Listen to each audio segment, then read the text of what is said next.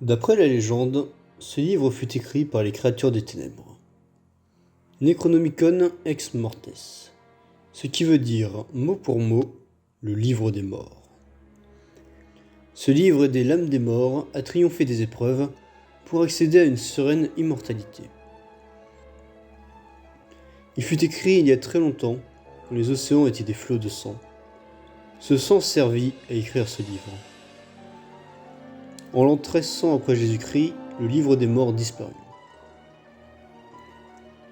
Au même moment, un homme proclamait à qui voulait l'entendre qu'il avait tué le démon que renfermait le livre. On appelait cet homme le héros du ciel.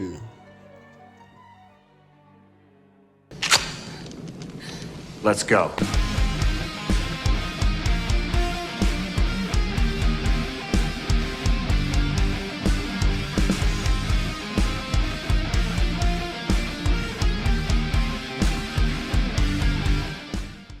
Hail to the king, baby. Le cinéma d'horreur nous a livré son lot de personnages cultes. Jason Voorhees, Michael Myers, Jigsaw, des antagonistes qui terrifient autant qu'ils fascinent et qui sont devenus cultes grâce à leur design et leur spécificité. Ces personnages sont le visage des films dans lesquels ils apparaissent sans vraiment en être les protagonistes. Car on ne suit pas les aventures de ces vilains, mais celles de ceux qui tentent de leur survivre.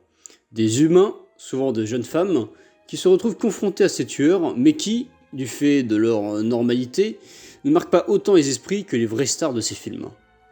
Vous ne vous souvenez sans doute pas de Sadie Hardesty, de Denise Willis et Nancy Thompson, mais vous connaissez probablement Leatherface, la famille Firefly et Freddy Krueger, même sans avoir vu les films en question, car ces personnages ont laissé leur empreinte dans la culture populaire. This is God. On pourrait noter quelques exceptions, comme Laurie Strode et Sidney Prescott, qui sont des personnages iconiques du cinéma d'horreur, mais moins que Michael Myers et Ghostface, leur adversaire. Même les Warren ne sont pas aussi ancrés dans la culture populaire que la nonne ou Annabelle. Mais il y a un personnage qui a réussi à être la vraie vedette de ces films et à devenir plus iconique que le mal qu'il affronte. Avec sa tronçonneuse à la place de la main et son Remington qui est 12 dans le dos, il est la terreur des démons et le tombeur de ces dames. Bon, vous savez qui c'est, vous avez vu le titre, Ash Williams. Groovy. Interprété par l'inégalable Bruce Campbell, Ash Williams est le protagoniste des 3 premiers films Evil Dead, réalisés par le tout aussi inégalable Sam Raimi, et de la série Ash vs Evil Dead, dont je parlerai très peu parce que j'ai vu qu'un épisode. Je vais surtout me concentrer sur comment Ash est devenu ce personnage haut en couleur et marquant à travers les films, car c'était pas gagné quand on voit le premier Evil Dead. Pour résumer rapidement le film, on utilise 5 jeunes, Ash, Linda sa petite amie, Cheryl, sa sœur, Scott, son meilleur ami, et Shelly, la petite amie de Scott. Nos 5 guénurons partent en vacances dans une cabane perdue dans le Tennessee à l'allure inquiétante. Ils vont y trouver le livre des morts et réveiller le mal qui rôde et qui va décimer notre petit groupe un à un. Ash, dernier survivant, finit par brûler le livre et croit en avoir fini avec cette force démoniaque. Mais celle-ci se jette sur lui dans un dernier plan iconique. Dans ce film, on est très loin du Ash qu'on connaît. Bruce Campbell le joue sérieusement, et au début, rien de particulier n'amène à penser qu'il sera le héros de cette histoire. Ash est surtout dépassé par les événements. On le voit souvent hésiter à faire ce qu'il faut, comme lorsqu'il doit achever Linda à laquelle il tient beaucoup. En fait, Ash est un mec normal, qui subit ce qui lui arrive et tente de survivre, comme la plupart des protagonistes de films d'horreur de l'époque. Même si le film introduit quelques éléments du personnage, comme la fameuse tronçonneuse et le fusil, c'est vraiment dans la suite que Ash est devenu le personnage qu'on retient aujourd'hui. Ouais, j'ai carrément le DVD pour celui-là. Evil Dead 2 est plus un remake qu'une véritable suite. Dedans, seuls Ash et Linda vont à la cabane pour des vacances entre amoureux. Ils réveillent la force maléfique qui prend possession de Linda et Ash doit s'en débarrasser. Là encore, Ash doit survivre à tout ce qui lui arrive, en sachant que d'autres personnages viendront se joindre à lui en milieu de film. La particularité de ce film par rapport au précédent, c'est qu'il est vraiment dément. Là où le premier Evil Dead est un film d'horreur classique, fait avec les moyens du bord, celui-ci est plus une comédie horrifique avec des moments géniaux et hilarants, comme le combat entre Ash et sa main qui est incroyable.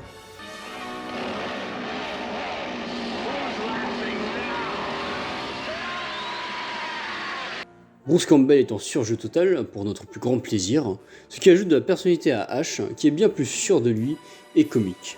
On ressort un personnage bien plus impactant et plus gris.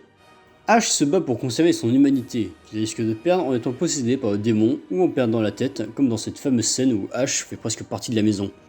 L'une des principales menaces du film est même une partie de lui, sa propre main.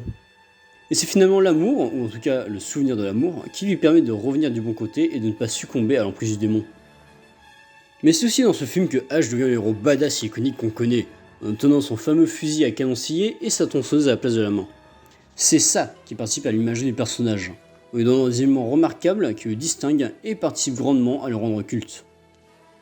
On a là le Ash qui a marqué la pop culture, et cela va se confirmer dans le troisième film, Army of Darkness. Après les événements d'Evil Dead 2, Ash se retrouve en 1300 en pleine période médiévale. En fait, ce film c'est un peu un isekai, non ? Il doit vaincre le mal à la source et empêcher l'armée des ténèbres de plonger la Terre dans une ère de terreur. Plus insolent et macho que jamais, Ash a peu de considération pour les habitants du coin, qui le supplient de les aider, le voyant comme l'élu d'une prophétie déjà amorcée dans le précédent volet. Au début, il les prend de haut, les traitant de primitifs et abusant de sa situation pour être traité comme un roi. Il fera la quête qu'on attend de lui, mais dans ses propres intérêts, pour rentrer chez lui.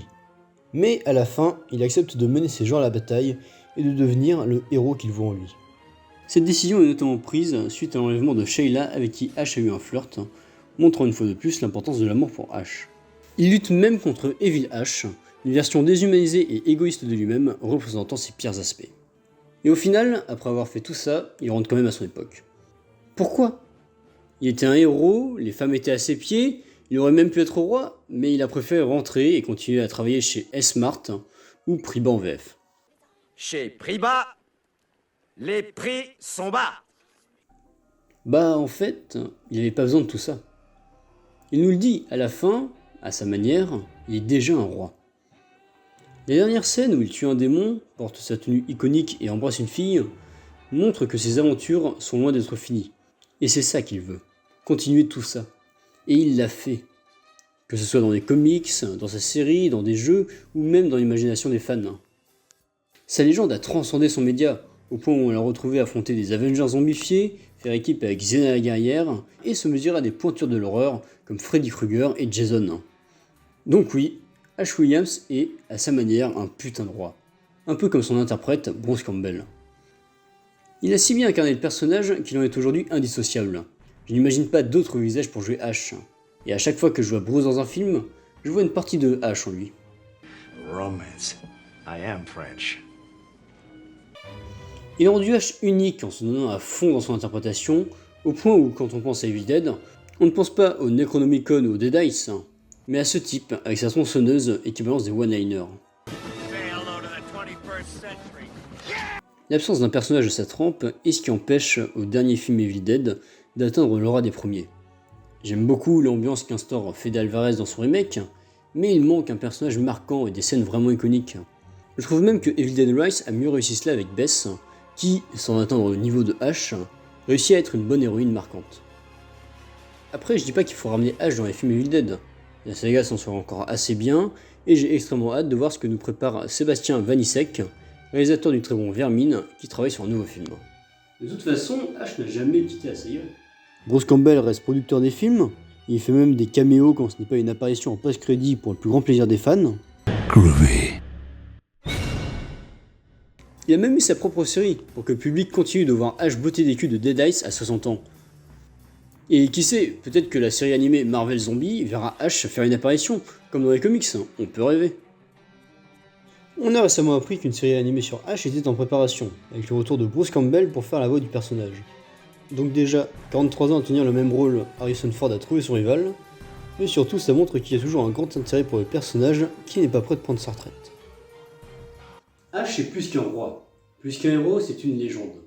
Et pourtant, rien ne le destinait à l'être. Alors qu'il n'était qu'un simple humain, Ash s'est hissé au même niveau que les monstres les plus iconiques du cinéma. Pas parce qu'il était le mieux écrit ou le plus fort, mais parce qu'il avait gagné l'amour du public. Je te dis à la prochaine, et n'oublie pas que le seul avis qui compte, c'est le tien.